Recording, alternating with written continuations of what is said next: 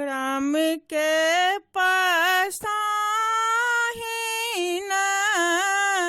करुगे बहिन हे शुभ बाजन बाजे। राम के पसाहिन करुगे बहिन हे शुभ बाजन बाजे। अंग अंग लागल कसाई हे शुभ बाजन बाजे।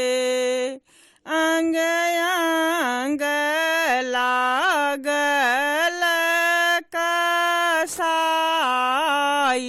हे शुभ बाजन बाजे। कौन रंग डलमा में कौन रंग ककबा हे शुभ बाजन बाजे। कौन रंग डलबा में कौन रंग ककबा हे शुभ बाजन बाजे। किनका के होए तपसाहीन हे शुभ बाजन बाजे। किनका के होए तपसाहीन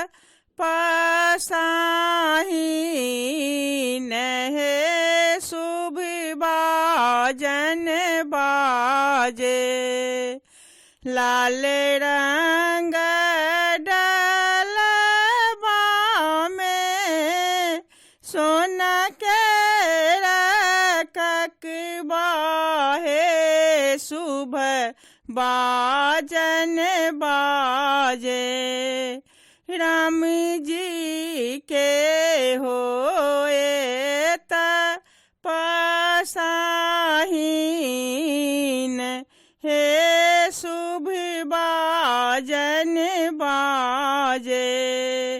राम जी के होए तपसाहीन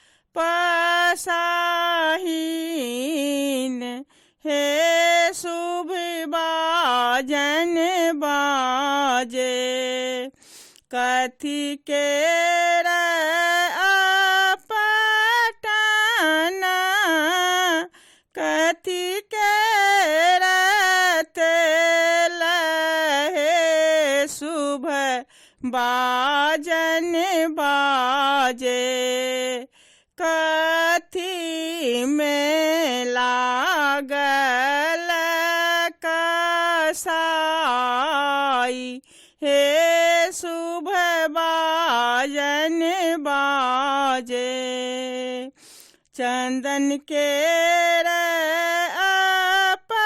अपटना अमला के तेल हे शुभ बाजन बाजे। हृदय में लागल कसाई हे शुभ बाजन बाजे।